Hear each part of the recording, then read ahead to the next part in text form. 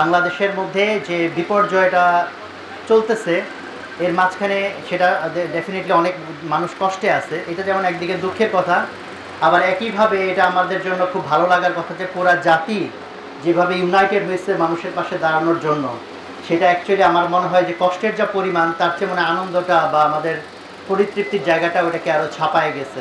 আলহামদুলিল্লাহ, আল্লাহ তাআলার শুকরিয়া। বিশেষ করে বাংলাদেশে রিসেন্ট যে পট পরিবর্তন হয়েছে এই সময় আমাদের একতাবদ্ধ হওয়াটা এটা খুব জরুরি বিষয়। এবং আল্লাহ তাআলা এটাও একটা উসিলা, যে কোনো ওই যে কষ্টের সাথে স্বস্তি আছে যেরকম বলে, যে কোনো বিপর্যয়ের ভিতরে অপরচুনিটি থাকে, সেদিক থেকে চিন্তা করলে যে আল্লাহ তাআলা এটাও একটা উসিলা বানায় দিচ্ছেন। কারণ মানুষ ডিস্ট্রাকশনের সময় মানে কোনো কিছু ধ্বংস করার সময় একতাবদ্ধ সহজে হইতে পারে। ধরেন যে একটা বিল্ডিং ভাঙতে হবে আর মনে করেন একটা বিল্ডিং বানাইতে হবে, 10 জন লোক মিলা বসছে কনস্ট্রাকশন যে বিল্ডিং বানাবে। এখন বলেন দেখি একতাবদ্ধ হওয়া সহজ নাকি মারামারি লাগাটা সহজ? মারা লাগা, ভাই আমার দক্ষিণ দিকে ফ্ল্যাট আমারে দিবেন, উত্তর দিকেরটা আমারে দিবেন, একতলা আমার, আরেকজন বলে দোতলা আমার, ঝগড়া লাগবে। কিন্তু 10 জনে মিলে ঠিক করছে এই বিল্ডিংটা ভাঙতে হবে, খোলা শুরু হবে। সবাই কোটা আন্দোলন করছে, কোটা একটা নির্দিষ্ট বা এই করতে হবে সেই করতে হবে, একতাবদ্ধ হয়েছে। বাট যখন রাষ্ট্র গঠনের বিষয় আসছে তখনই স্বার্থের বিষয় যে ভাই উনি কি পাবে, আমি কি পাবো, ওনারটা বেশি বড় হলো না আমারটা কম হইলো, এই লাভ ক্ষতির হিসেবে মানুষ তখন ডিভাইডেড হয়ে যায়। কাজে আমাদেরও এই যে এখন যেহেতু রাষ্ট্র গঠন বা পুনর্গঠনের ইস্যু চলে আসছে, আমাদের ডিভাইডেড হয়ে যাওয়াটা খুবই ন্যাচারাল, স্বাভাবিক। তো আল্লাহ তাআলা এই বিপর্যয় দেওয়ার মাধ্যমে একদিক থেকে এটা আমাদের জন্য ব্লেসিংও, যে এই জাতি আরও কিছু সময়ের জন্য একতাবদ্ধ হওয়ার সুযোগ পাচ্ছে। এবং একতাবদ্ধ হওয়ার এই সুযোগটা টানা বেশ কিছুদিন কন্টিনিউ করলে মানুষের একটা অভ্যাসের মতো হয়ে যায় না? তো এই জন্য আল্লাহ তাআলা চাইতেছে আমাদের অভ্যাস হোক একতাবদ্ধ হওয়ার। তো সেদিক থেকে এটা একটা পজিটিভ সাইন, আলহামদুলিল্লাহ। এবং আরেকটা যেটা খুব পজিটিভ সাইন যে মানুষের পাশে মানুষ দাঁড়াচ্ছে, সবাই দাঁড়াচ্ছে। তার মধ্যে বাংলাদেশে আমরা জানি যে এই যে সংখ্যালঘু বলা হয়, প্রকৃত সংখ্যালঘু কিন্তু আমরা যারা দাড়ি টুপিওয়ালা তারা। তো এটা নিয়ে আসলে কোনো সন্দেহের কিছু নাই যে আয়নাঘর থেকে কয়জন অন্য সংখ্যালঘু বের হয়েছে আর কয়জন আমরা সংখ্যালঘু বের হয়েছে।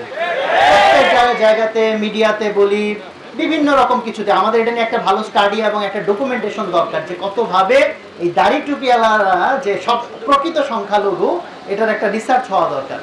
তো সেই জায়গা থেকে আমাদের ধরেন এখন একটা ব্রিদিং স্পেস অ্যাটলিস্ট তৈরি হয়েছে, একটু হলেও আগের তুলনায় একটু নিঃশ্বাস নেওয়ার জায়গা তৈরি হয়েছে। এবং সেই জায়গা থেকে দেখেন যে ছোটোখাটো বিভিন্ন জনের বিভিন্ন অনুদান, বিভিন্ন কর্মকাণ্ড, এগুলো কিছু কিছু মিডিয়াতে অনেক হাইলাইটেড হয়, যেখানে আসসুন্নাহ আলহামদুলিল্লাহ আলহামদুলিল্লাহ যত বড় কাজের আঞ্জাম আল্লাহ তাআলা আসসুন্নাহকে দিয়ে করাচ্ছেন, যে খেদমত বাংলাদেশে বলেন যে এর সাথে কম্পারেবল কাছে ধারে আছে কেউ? তারপরে দেখা যাবে যে বিভিন্ন মিডিয়া, কালকে একটা মিডিয়া তাকে যখন আসসুন্নাহ বলছি নামটাই মনে শুনে না, এরকম অবস্থা।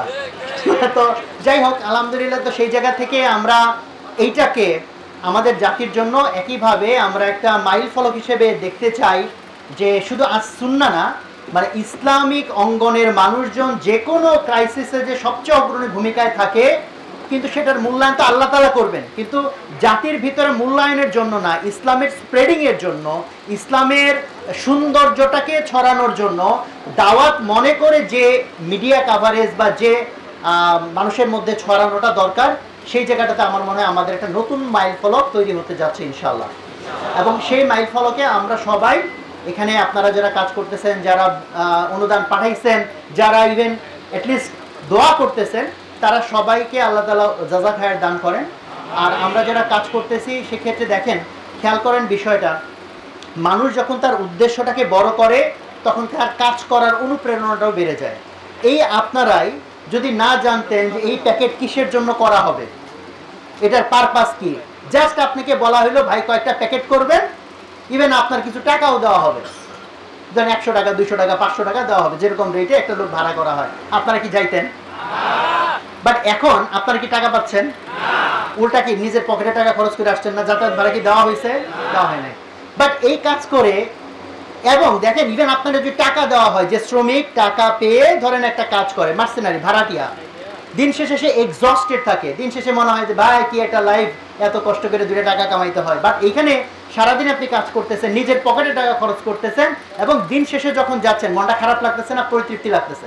পরিতৃপ্তি লাগতেছে। যে আলহামদুলিল্লাহ। তো আল্লাহ তাআলা দুনিয়ার ভিতরে আমাদের একটা অ্যাওয়ার্ড দিয়েছেন, বাট মুমিনের অ্যাওয়ার্ড তো দুনিয়াটা আসল না, মুমিনের অ্যাওয়ার্ড কোনটা আসল? আখিরাতেরটা আসল। কাজে আমি যখন একটা প্যাকেট বানাচ্ছি আমি যেন চিন্তা করি জান্নাতের মধ্যে আমি একটা ঘর বানাচ্ছি, তাই না? নিয়তের জন্য এখানে আমরা তাবলিগে গেলে আমরা নিয়মিত এটা বলি যে কাজের শুরুতে একবার নিয়তকে ঠিক করব, মাঝখানে একবার নিয়তকে ঠিক করব, লাস্টে একবার নিয়তকে ঠিক করব। সো নিয়তের সাথে স্যাক্রিফাইস, এখানে কম্পিটিশন হওয়া উচিত কার চেয়ে কে বেশি স্যাক্রিফাইস করলো, নাকি এইটা যে ভাই এ তো কাজ করে না আমি কেন কাজ করব। আমরা তো ভাড়াটি হিসেবে আসি নাই, আমি আল্লাহ তাআলা খুশির জন্য আসছি। তাহলে আমার কম্পিটিশন হবে যে আল্লাহ তাআলা তাকওয়ার বিষয়ে কম্পিটিশন করতে বলছেন। ফলে আমার কম্পিটিশন হবে যে আরেক ভাই যদি যতটুকু শ্রম দিয়ে থাকে, যতটুকু কষ্ট মুজাহিদা করে থাকে, আমি তার চেয়ে ইনশাআল্লাহ বেশি করব। ঠিক আছে না ভাই?